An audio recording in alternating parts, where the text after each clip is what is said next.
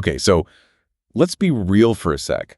Who hasn't spent, like a rainy Tuesday afternoon daydreaming about those gorgeous oak floors, like the ones in like a magazine spread all gleaming? Oh, absolutely. That honey-tone glow, it just screams warmth and elegance, doesn't it? Right, like padding across them barefoot in your dream home. But here's the thing, fast forward a few years, maybe a rogue red wine spill or two or three, and those dreamy floors, well, not so dreamy anymore. Sadly, it's the reality. Even the most durable wood isn't immune to those everyday mishaps. And oak, as beautiful as it is, can really show the wear and tear. Which is why we're diving deep today, folks. We're going way beyond basic oak floor care 101. We've got expert tips and tricks to keep those floors gleaming like the day they were installed. We're talking about protecting your investment literally, because nobody wants to shell out for a whole floor replacement just because they, I don't know, maybe missed a spot while mopping. Exactly. And you might be surprised at what actually moves the needle, so to speak. We'll unpack everything from humidity, which most people don't even think about, to those sneaky micro scratches that you might not even realize you're inflicting, and get this, why your choice of doormat could be more important than you think. Okay, you've got my attention with the doormat thing. I need to know more.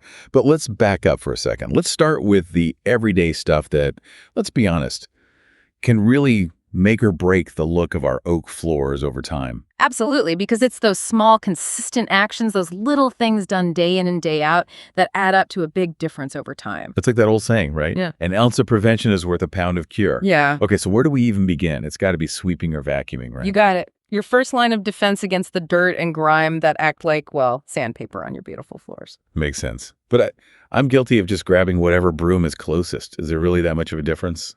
Oh, there's a difference, all right? You see those stiff, straw-like bristles. Those are the worst offenders. They can create tiny, almost invisible scratches on the surface of the wood. Wait, really? Yeah, we call them micro scratches, and they're a recipe for dullness over time. Micro scratches. See, I didn't even know those were a thing. So these are like scratches you can barely see. Exactly. Imagine for a second dragging a rough stone across a perfectly smooth surface. It might not leave a huge gouge, but you'll definitely create tiny grooves that, over time, add up to a rougher, less vibrant finish, That's what's happening on a microscopic level with those stiff bristles. Oh, no. Okay, my floors are cringing right now thinking about all the abuse they've endured from my stiff bristled broom. Right. So soft bristles only from now on. Got it. Now, when it comes to mopping, I'll admit sometimes I get a little water happy, especially when I'm trying to tackle a stubborn spot. That's a common mistake. But you've hit on a crucial point, oak, and too much water, they are not friends. Oak, think of it like a sponge. It's naturally porous and loves to soak up moisture, which, down the line, can lead to, you guessed it, warping and all sorts of damage. So even if we're super diligent about wiping up spills quickly, overdoing it on the water during regular cleaning, it can actually be counterproductive. Exactly. Damp is the key word here. And I mean damp, not soaked. A light spritz of cleaner on your microfiber mop head, and we'll talk about why microfiber is so great a bit later, but a light spritz is all you really need. No more dumping buckets of water on those beautiful floors. Okay, so my floors are officially on notice, no more harsh mopping for them. But speaking of cleaning supplies, let's talk about what we should be using on those oak floors. I'll be the first to admit I tend to just grab whatever all-purpose cleaner is on sale. Is that like a major no-no? Well, it's not ideal, no. Here's the thing. You wouldn't say douse your prized rose garden with harsh chemicals, right? Right, no, definitely not. Oak flooring, as durable as it is, it's still a natural material. It needs, a gentler approach. Okay, that makes total sense. Right. So what's the oak-friendly alternative to my trusty all-purpose cleaner? What should I be using? 2 words. pH neutral. Choosing a pH neutral cleaner for your oak floors, it's kind of like choosing the right moisturizer for your skin type. It's all about finding that balance. Okay, so pH neutral, I've definitely heard that term before, but honestly, I'm a little fuzzy on what it actually means. It's pretty simple, actually. pH is basically just a measure of how acidic or alkaline something is, on that scale. You know how some cleaners can make your hands feel all dry and tight after you use them? Yeah, totally. That's the high acidity at work. And oak, because it has those natural oils and finishes, it's especially vulnerable to that kind of aggression, I guess you could say. So those harsher cleaners are basically stripping away all the good stuff that keeps our floors healthy and vibrant. Kind of like if you used a super harsh soap on your face every day. Exactly. A pH-neutral cleaner, though, it works in harmony with the wood's natural chemistry, you see. So you're cleaning effectively without causing any of that long-term damage. It's like giving your floors a spa day, right? Instead of a chemical peel. I love that analogy, a spa day for my floors. Now I'm starting to think I've been unknowingly waging chemical warfare on my poor oak floors all these years. It happens more than you'd think, but since we're talking about gentle cleaning, we can't forget about, like, the unsung hero of oak floor care, microfiber. Microfiber cloths. Yeah. Are those really that much better than just using, a regular old rag? Well, think about it this way. You wouldn't, I don't know, polish a fine antique with, like, a scouring pad, would you? No. Microfiber cloths, they're like the soft, gentle touch your floors are craving because their fibers are incredibly fine, woven together to create a massive surface area, and that allows them to really trap dirt and grime effectively. So it's not just about, like, wiping up the surface dirt. It's about actually grabbing onto all those tiny particles that would otherwise just get kind of ground into the wood, right? Exactly. And because those microfibers are so soft, they just glide right over your floor's finish without causing, you guessed it, those dreaded micro scratches we talked about earlier. It's all about being gentle but effective. Okay, I'm sold on microfiber for sure. So we've got our pH neutral cleaners, microfiber cloths. Anything else I should add to my shopping list? Those are definitely great starting points for sure. But let's shift gears for a sec, move away from the everyday cleaning and talk about the long game, What are those slightly bigger maintenance tasks you can do that can really make a big difference over time? Okay, yes. I like where this is going. It's like we've covered, the basics of good skincare, but now it's time to talk about the occasional treatments, the stuff that really keeps everything looking youthful and fresh. Exactly. And one of the big ones I'd say is investing in periodic refinishing. Refinishing, that sounds kind of intense. How do we know when it's actually time to call in the professionals for that? It's not something you need to do every year, thankfully. Yeah. Think of refinishing like hitting the reset button on your floors. If you start noticing deep scratches, the ones that go beyond just the surface, or dents that just won't buff out, or discoloration that seems like it's ingrained in the wood, those are pretty telltale signs that it might be time to refinish. So all those micro scratches we talked about, if we just kind of let them go unchecked, they can eventually get to a point where refinishing is the only option. Exactly. Think of it this way. Even a tiny pebble in your shoe can cause, a lot of discomfort if you just keep ignoring it for long enough. Oh, yeah, for sure. But the good news is there are ways to prevent those micro scratches from becoming major headaches in the first place. Okay, I'm all ears. How do we stop those micro scratches from turning into a refinishing nightmare? So refinishing, that's our last resort, huh? But what can we do on a daily basis to keep those micro scratches from getting out of control in the first place? Well, let's talk about furniture for a minute. Those seemingly harmless chairs and sofas. Yeah, what about them? They can actually be secret agents of floor destruction, you know what I mean? Yeah. Every time you scoot a chair back or rearrange the living room, you're basically, risking those dreaded micro scratches. Okay, so unless I'm planning to, I don't know, suspend all my furniture from the ceiling, which honestly, kind of appealing but unrealistic. So how do we combat this? It's easy. Furniture pads, it's such a simple solution, but those little felt pads, strategically placed, they can make all the difference in the world. They're like tiny little shock absorbers, right? Minimizing friction and just protecting your floors from those everyday movements and stuff. I have to admit something. In all my years of home ownership, I don't think I've ever actually used furniture pads. It's always just been one of those things hey, it's fine, the floors are tough.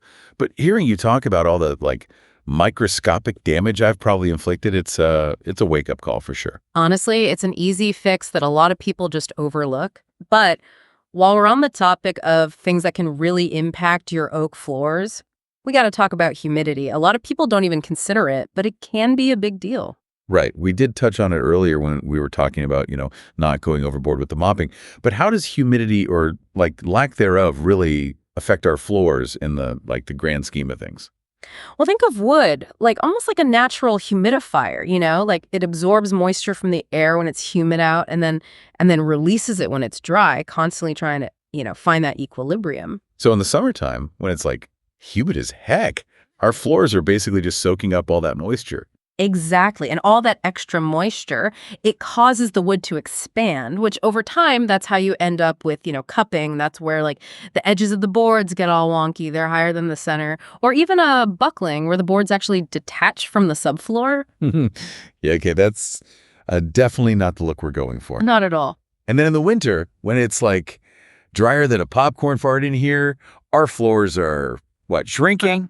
Yeah, exactly. And as they shrink, you might start to see like, gaps appear between the boards. Oh, no. It's just a natural part of like how wood interacts with the environment, It's always doing something. So it's not just about protecting our floors from like the spills and the scratches and stuff. We have to create like a stable environment for them so they can, thrive. Exactly. Hit the nail on the head. Maintaining that consistent humidity level, ideally between 40% and 60%, that's key. A humidifier, for example, that can be your best friend in the winter. And then flip side, a dehumidifier, that's a lifesaver in those sticky summer months. Think of it like, Goldilocks, not too dry, not too humid, but just right. Okay, love that. We've tackled the indoor elements. Now let's talk about what happens when Mother Nature decides to throw a curveball our way, like one of those torrential downpours that leaves you wading through puddles just to get to the front door. Ah, yes, rain, the archenemy of pristine oak floors everywhere. The struggle is real. It is, but don't worry, there are definitely ways to defend those floors against like watery assaults. Okay, hit me with your best defense strategies, because honestly, I need all the help I can get, especially with the rainy season upon us. Okay, so this is going to sound deceptively simple, but strategic doormat placement. Strategic is the key word there. Okay. And by strategic, I mean 2 is always better than 1. 2 doormats. See, my doormat game has always been woefully like one-dimensional. Please enlighten me. Okay, so picture this. The first doormat, that's your frontline warrior, right? It lives outside the door and it's got to be durable, weather resistant, and like designed to, scrape off the bulk of the dirt and mud and just like yucky moisture from shoes all before they even cross the threshold. So it's all about like catching those elements before they can even step foot literally inside the house. Exactly. And then you have your second line of defense, the backup. And this is going to be a more absorbent mat that you place just inside the door. That one's job is to soak up any of the lingering moisture, maybe any stray bits of, debris that snuck past the first line of defense. The 1-2 punch of dryness. Okay, I'm into it. I can get behind this whole 2 doormat system. Right. And while we're on the topic of moisture protection, let's not forget about your floor secret weapon. I'm talking about the sealant. Right, the sealant. Yeah, we touched on that a bit earlier when we were talking about refinishing. How do we know if our sealant is still doing its job effectively or if it's time for a refresh? A simple water test, it can actually tell you a lot. Just sprinkle a few drops of water on your floor, just a little bit, and just watch what happens. If the water beads up, nice and neatly, your sealant, it's still got your back. But if the water soaks in, that's a pretty clear sign that you need to, reinforce that protective barrier. Oh, so those little beads of water, those are actually a good sign. Exactly. Oh my God. I've been frantically wiping those up for years, thinking I was saving my floors from imminent water damage. Just think of those water beads as a visual confirmation that your sealant is doing its job, repelling that moisture like a champ. Yep. And speaking of, protecting our floors from the elements and all that good stuff, I have one final suggestion. It's maybe a bit controversial, but... Lay it on me. I'm always open to potentially controversial but effective floor-saving techniques. Let's hear it. Instituting a no-shoes policy in your home can be, honestly, a game changer. Just think about all the, the grime, the dirt, the moisture our shoes pick up throughout the day. Oh, I don't even want to think about it. It's a lot. So by making your home, a designated shoe-free zone, you're essentially eliminating this, major source of wear and tear, especially, during those rainy or snowy months. It can make a big difference. Plus, there's just something, kind of civilized about just patting around your home in your cozy socks or slippers. Oh, 100%. I am fully on board with the cozy socks movement. It's like self-care and floor care all rolled into one. I love it. Well, I think we've covered a lot of ground today. No pun intended. It's amazing how much goes into truly maintaining those gorgeous oak floors and preventing all that microscopic damage, which, by the way, I am now completely paranoid about. But seriously, this has been so informative. So for our listeners who are ready to take their oak floor care game to the next level, where can they go for even more information, more resources, all that good stuff? Well, a great place to start is flooring365.co.uk. They've got Honestly, a treasure trove of information on all things oak flooring. Everything from like choosing the right type of wood to like detailed care guides, even free samples so you can like see how different finishes and styles would actually look in your own home. It's awesome. Amazing. Everyone loves free samples. Well, folks, we've reached the end of our deep dive, but remember, a little care and attention goes a long way in, like preserving the beauty and the value of your oak floors, and honestly, they'll thank you for it. But here's a final thought to it. Like, ponder, we talked a lot about how to protect your floors, but what about actually enhancing their natural beauty and character? That's a deep dive for another time. Thanks for joining us.